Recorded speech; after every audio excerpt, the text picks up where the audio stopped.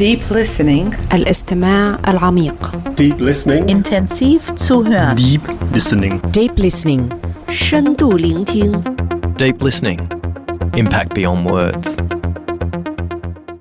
I wasn't entirely sure what was uncomfortable about it until the end, where he said, after putting down his imaginary paper, "This is the strangest strip club I've ever been to." So improv traditionally is simple. It's listening and responding. It's paying attention to what's happening around you, whether that be words or actions or the environment, and responding to it. I think for me, though, being in theater and being in improv, you are trained to listen, especially in improv, because you're picking up off of one another. If you're not listening, then you're going to end up making an idea happen that someone already said wasn't possible or wasn't reality. And from that moment, I realized that so much of being a good actor was being a good listener. Listening for 4 major points that need to be present for anything to move forward, whether it be improv or a regular conversation. It's who you are, what your relationship is, where you are, where you're actually located, how you feel, what your emotions are around the situation, your location, the relationship, and what you want. What's that thing that's driving you, whether that be a sandwich or a cookie or something bigger than that, like love or affirmation or attention. If you've got those 4 things, everything is going to cruise forward in a great improv and in a great conversation. If you're feeling stalled out in like a hamster wheel, you're not going to be able to move forward because you're probably missing one of those 4 things. Deep listening. הקשבה עמוקה. L'écoute profonde. Deep listening. In this episode of Deep Listening, Impact Beyond Words, we hear from Jen, a world-class improv performer, and just as importantly, a world-class teacher of improv in organisational contexts. Listen to Jen as she explores the story of the executive discovering that his daughter's actually in a strip club. Or is she really?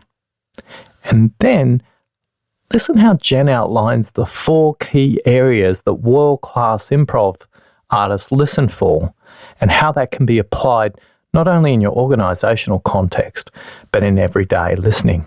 Jen has an amazing energy, a huge passion for improv, and practices a bit on me during the interview. Let's listen to Jen. Deep listening. Écoute attentive. Bene ascoltare. Ukulalela tieleja. I want to say that I probably was the best listener growing up. And I think my parents and my brother would admit that as well.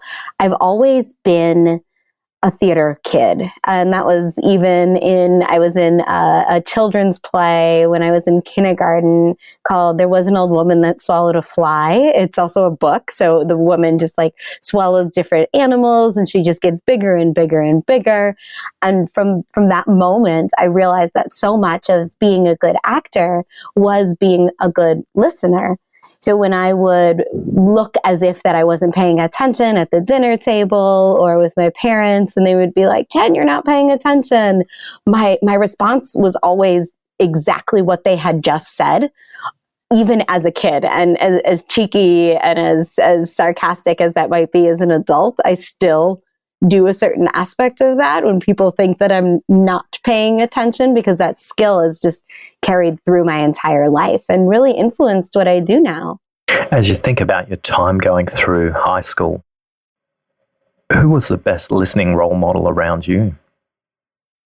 My high school drama teacher, and the way she didn't miss a trick. You could be whispering about something in a corner of the room, and she would just be so attentive in that moment and the way it felt like sonar in an almost sense, that she could zero in on two people when a whole room was talking and know exactly what they're saying and be able to respond to it in time. And I remember seeing that as a high schooler, and it was definitely a moment of like, ooh, I don't want to get in trouble. And now as an adult looking back on something like that, I was like, oh, I want to strive to be like that, to be so intentional and connective when I'm listening and attending to people, and then having those moments where I can step back and say, okay, there's a lot happening around me. I'm just going to be here, be present, and take it all in, versus focusing in on one particular instance. As you think about the process of improv, not everyone in our audience would be familiar with it. Would you take some time to describe that for them? Absolutely. So improv traditionally is simple. It's listening and responding. It's paying attention to what's happening around you, whether that be words or actions or the environment, and responding to it. And while improv is traditionally linked with music or theater, there are a lot of professional connections. One that is quite buzzword in the business standpoint, the idea of yes and. So yes and is one of those things that I think we all can identify with connected to improv. It's the idea of affirmation and elevation. So someone makes a suggestion, says something, does something, and instead of throwing up all the reasons why we can't, or writing them off, or pushing them off, you acknowledge that it's been said, whether that be a repeat, adding to it in the sense of you have interpreted it a bit, you've made it your own, and then you are adding and elevating information. Today, you're a skilled practitioner of improv. Not only are you a practitioner, you are a master teacher of it. I'm curious to take our listeners back to your very first improv. I'm curious what was going on in your head before you stepped into the space. Now, there's two stories attached to that, actually. There's my very first improv of me doing improv and performing. I performed off-Broadway for almost 10 years. And the very first time that I auditioned for my company, the director at the time said, I don't want to see any characters. I don't want to see anything funny. We all know that you can do this because you're here. We all know that you have the hairdresser from New York. We all know that you have the silly, nerdy kid. We've got that. What I want to see is how you listen to one another and how you attend to one another. And I remember being this scared 20-something that was auditioning for an off-Broadway improv troupe and having that moment going, okay, I got this. I'm going to listen, like no characters, check, and then process the information as myself. And then watch so many people go before me who pulled out characters the entire time. Like there was one person who, she's actually quite famous now in this audition. She didn't get cast because she pulled out every single character she possibly think of, thinking that was what this director wanted to see. Even though he was so very clear saying, this is not what I want to see. He didn't repeat it. He said it once in the beginning to all of us. And I remember getting up there and being like, oh, everyone else did characters. Maybe I should too. And I had to second guess myself a couple times. And I finally made the big choice and said, you know what? I heard him say this. I know I'm a good listener. I'm going to show that I'm a good listener. And if I miss this opportunity because I didn't show a character or anything loud, then I miss it. And I remember being in the Lower East Side of Manhattan, just getting done with a teaching job next couple days, and the director calling me and saying that I was the only woman that they were casting out of the whole audition. And comedy was very much a boys' field. It still kind of is at times. And having that, like, yes, I knew it. I knew I heard it correctly. I knew I should trust myself. And in that sense. And I remember the next time I watched an audition and was present, the amount of people that just disregarded that one sentence. And they thought that what he wanted was to see characters. And what he actually wanted was just to see how you paid attention to one another. You mentioned there was 2 stories. Yes. The other one, now, as you said, I am a practitioner, so I teach improv to professionals and not professional actors, people that want to improve their listening, improve their communication, be more creative, connect with their coworkers. And the first time I taught a major workshop for non-friends when I was figuring out my business, it was to a group of engineers where they flew people in from Houston and California. And this workshop, there were a couple, I would say, for lack of a better term, alpha males, and very, very adamant that they did not need something like this. And who was I, this little girl, like in my 20s, tiny girl, telling them what to do, telling them what to listen for, telling them that this is an activity that will help listening. And they got into it and did the activity. And it was one gentleman and the one woman in the room. And the gentleman starts reading a paper, pretending he's reading a paper. And the point of the activity was to elevate one another through listening. So the woman starts dancing, and she's dancing. And she says, "Dad, do you think I'm good enough to be on American Bandstand?" And the guy who had fought me in the beginning about how he didn't need a workshop like this, he said, yeah, whatever, it's great. And the conversation goes on with them. I'm watching it. It feels very uncomfortable. I wasn't entirely sure what was uncomfortable about it until the end, where he said, after putting down his imaginary paper, "This is the strangest strip club I've ever been to." And the whole room, you could hear a pin drop in that moment. And everyone looked at him in this absolutely mortified way. This wasn't like, he really thought he was in, like that was his idea and he thought he was getting it across. So I called time. I ended the activity and I asked him, I'm like, "Hey, that was an interesting choice. Why did you make it?" And he said, "Well, you said any choice was a good choice as long as I make a choice." And I said, "Sure. She's your daughter." And he immediately snaps back, "No, she isn't." To which the entire room says, "Yeah, she is." And I've never, to this day, this was years ago, I've never seen a man become so embarrassed so quickly, crumble so quickly, and then immediately become apologetic, and not in a like, "Sorry, I was sketch," in a, "Hey, I'm kind of scared what I miss in real life by thinking I know what's happening in the moment." If we go back a step and come into the first audition that you mentioned, at level 1 listening, we spend a lot of time clearing our own mind and being present to what's in front of us.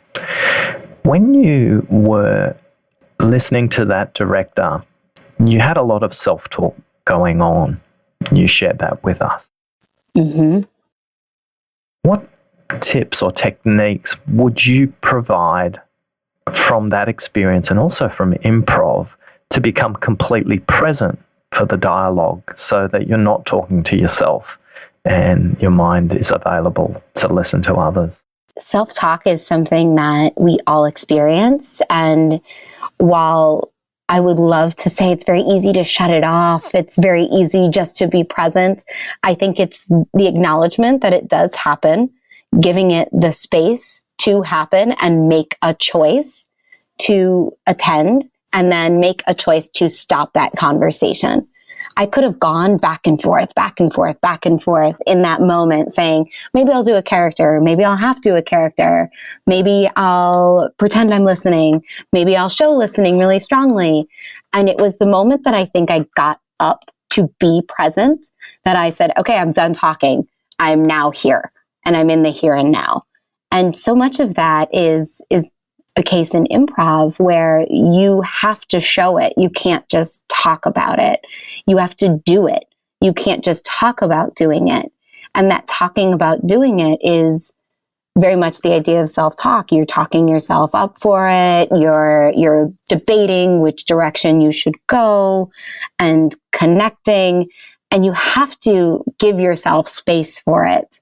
You also have to make the choice to connect with other people. You make a decision, you make a black and white decision. You're not making a gray decision and being on the fence and doing something half as opposed to doing something full.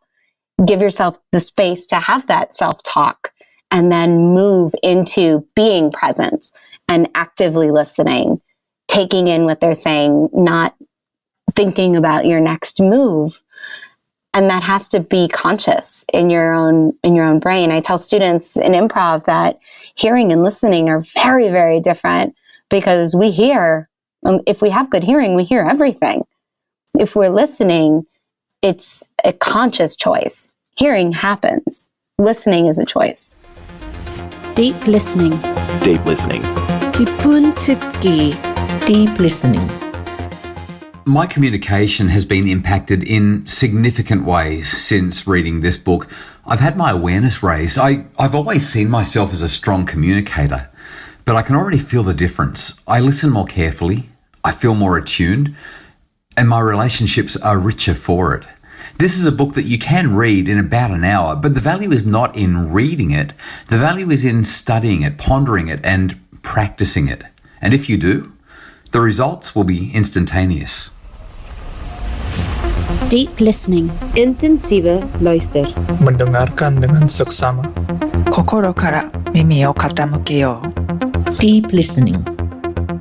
What instructions you provide in the class to become present in that moment so they're just focusing on the space and the other? Everyone processes information very differently.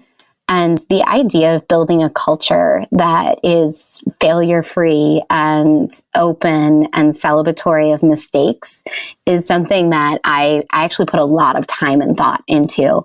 And one of the first things that I talk to with the class and that we talk about is acknowledging that stigma of mistakes and failures, and then acknowledging the fact that this is not real life. This is made up. Make believe. We're drawing off of real life. We're connecting with our experiences and we're putting them up on their feet, so to speak. And that idea of just shutting off everything else and checking things at the door, again, it's attending to it in that moment and then moving along. It's saying, I am nervous, or admitting how you feel and giving it space and giving it the acknowledgement it needs.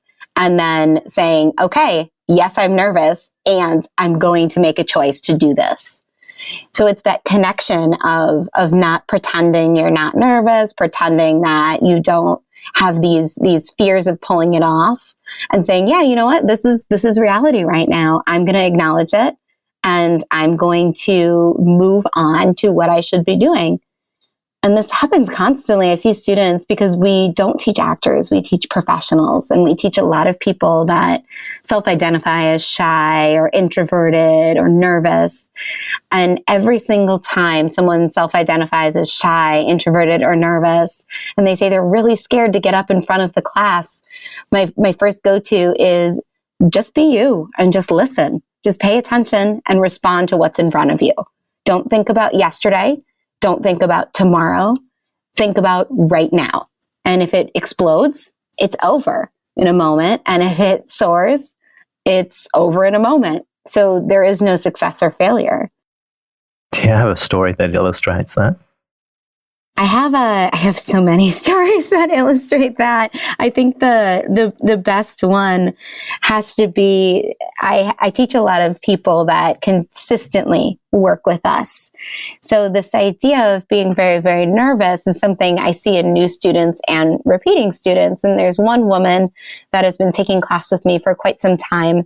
And I see her sitting and like waiting to be the last person to take a turn. And she's waiting to go up. And she's always the last one to volunteer for things. This is one of her very first classes with us.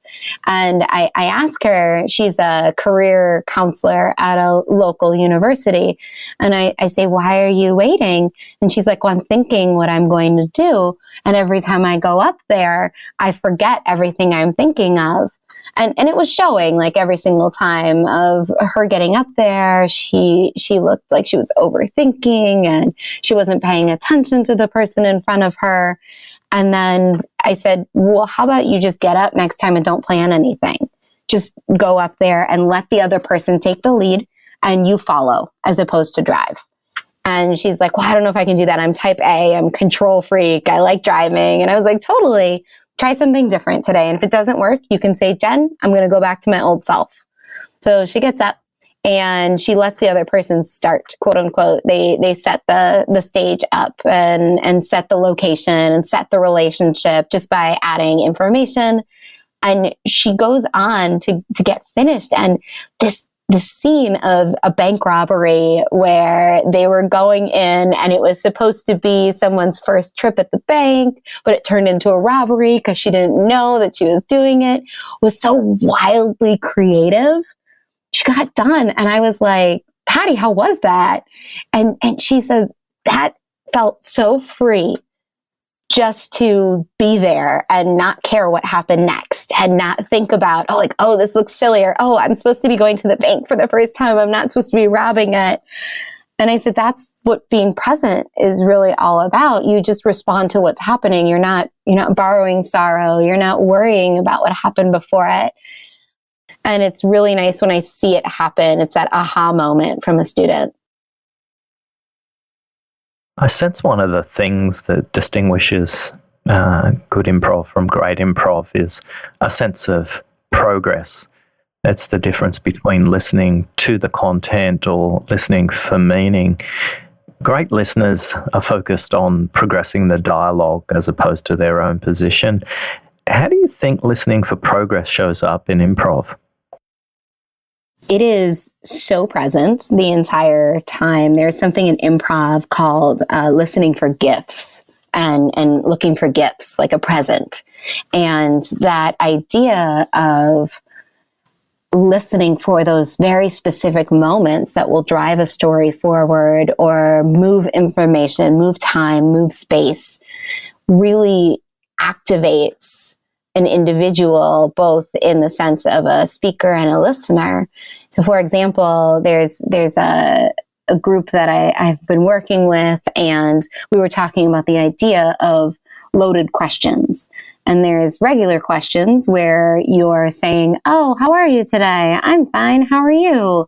And those are very benign, simple questions. And going up to someone, though, and saying, ooh, how are you doing today? You look a little tired. Within that question, there's a gift that you look a little tired.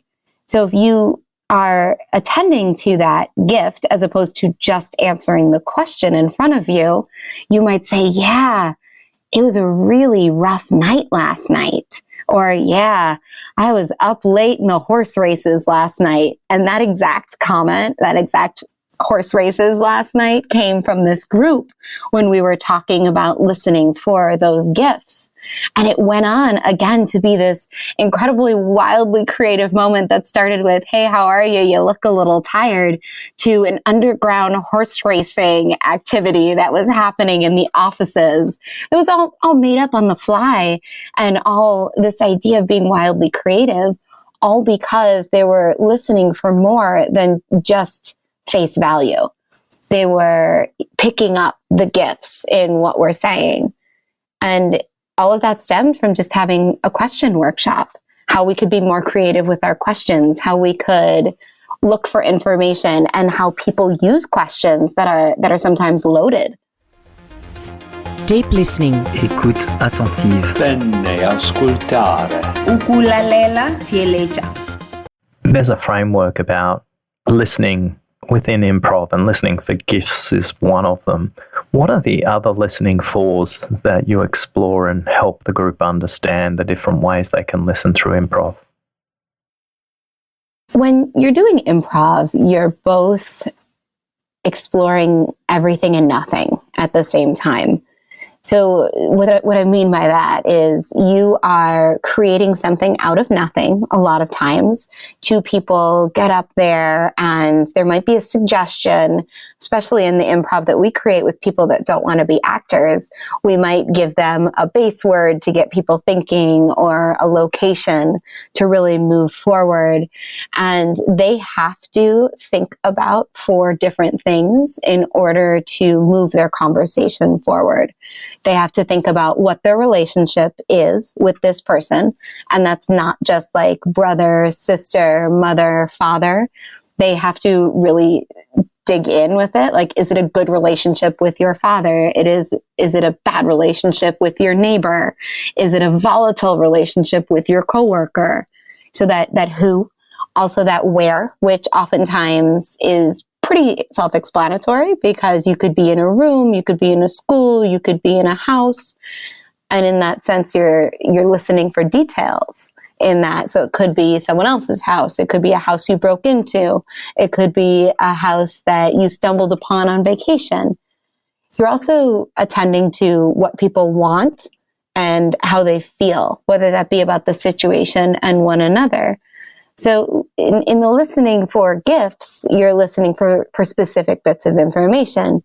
In listening for what the other person might want, you're also paying attention to tactics and how they're trying to get what they want and how much they want it and all of those qualifying statements that surround a specific.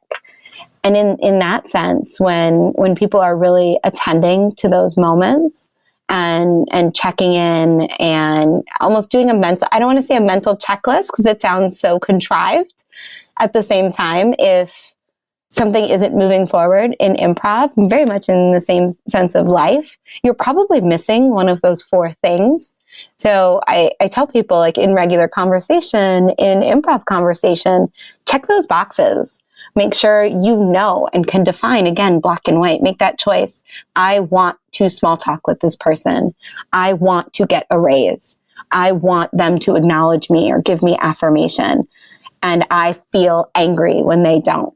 Having those moments of self-reflection is what's going to drive conversation forward because you're checking in with that moment. It's who you are as in the sense of relationship. So if you and I are talking, it's 2 people. It could be interviewer, interviewee.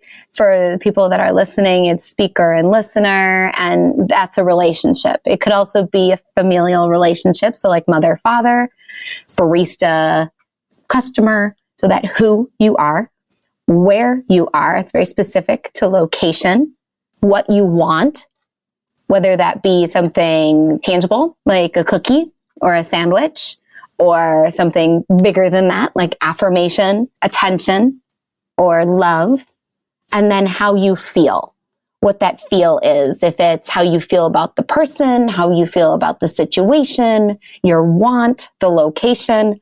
Emotions are just giant drivers. They push us in a direction really, really hard sometimes, depending on the intensity of the emotion. And I find a lot of times people don't check in with that. And that can really influence your listening and your attention if you're angry or should be giving yourself a timeout or distracted because you're hungry. And granted, that's not an emotion. It's more of a state of being. It's that idea of checking in with yourself. It's really listening for 4 major points that need to be present for anything to move forward, whether it be improv or a regular conversation. Thinking about the 4, Jen, what's the one area that you feel has the biggest impact if people spent their time listening through that lens? I go back and forth between 2, and I have reasons for both. So the first is, I think if people are paying attention to what people want and listening for the want, then I feel like there would be so much less beating around the bush and awkwardness and people feeling unfulfilled and our expectations not being met, because we all want something in conversation, in improv. Either way, if I'm talking to you, our purpose, you and I, is you want to hear what I have to say. You also want a good episode. You want your listeners to have some takeaways. For me, we're talking, I want you to have a good episode. I also want the listeners to take something away. And I want more people to pay attention to things like listening and what they want and how they feel and where they are and all of the great improv principles. And I feel like if we would just take a moment and attend to wants a bit more, we would be able to get people the information they needed in a more concise manner, which if we get that across and either give in to their want or decide you're not going to, things would happen at a rate I feel that would be more reasonable and pleasurable for everyone. So I think wants is a really big, major one. And then I really do feel that checking in with our feelings and listening in for people's emotional states is gigantic.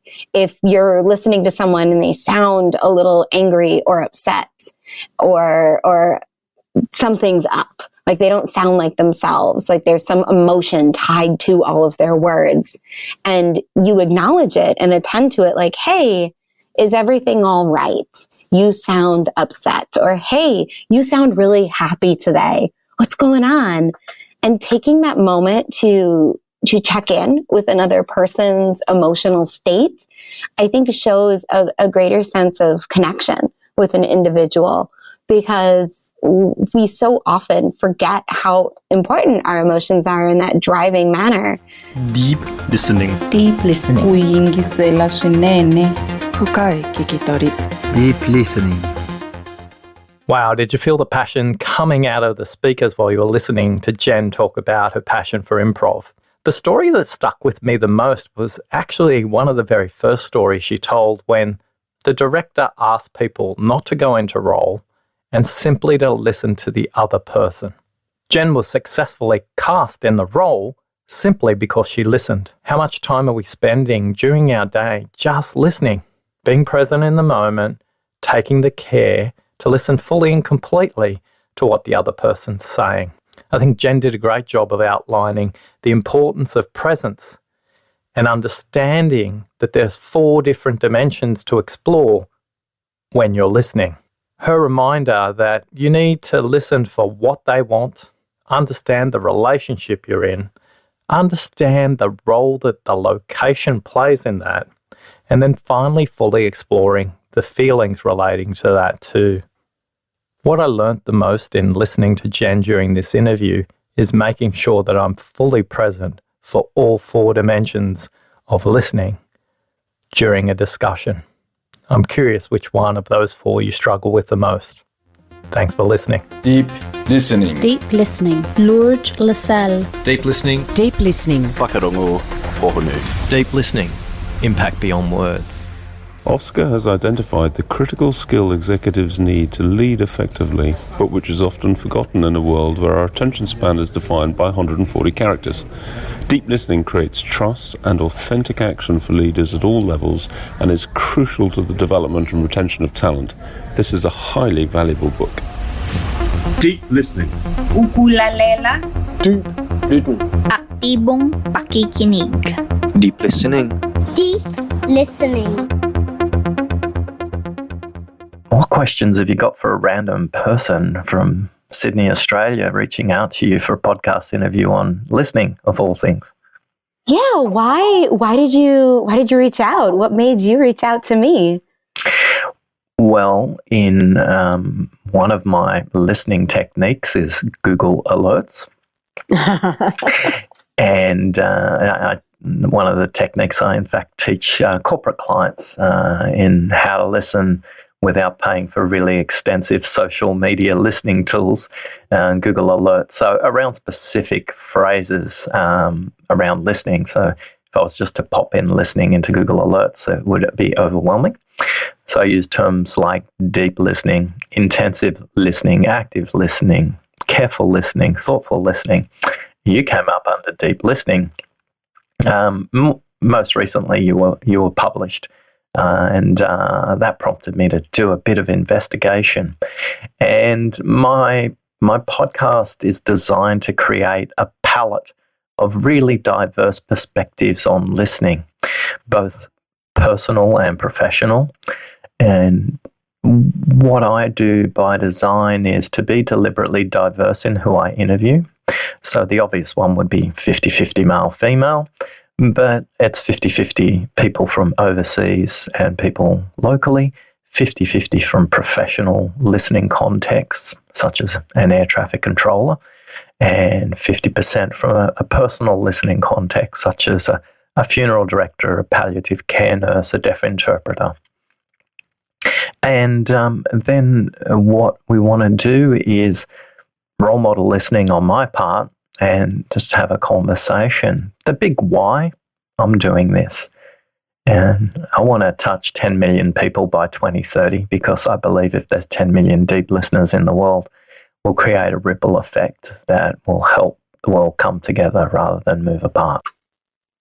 That's amazing. Like the idea of, I'm happy I turned up under that because so much of communication and connection and conflict and really every way we interact both positively and negatively with one another is so tapped into that idea of listening and how you listen and the self-awareness around it and the things that are said and unsaid and the meaning and all of these different aspects that I found about you when you looked me up. So it's exciting to hear that someone's caring so deeply about a skill that I think that we underestimate a lot. Deep listening. Ukulalela. Deep listening. Aktibong pakikinig. Deep listening. Deep listening.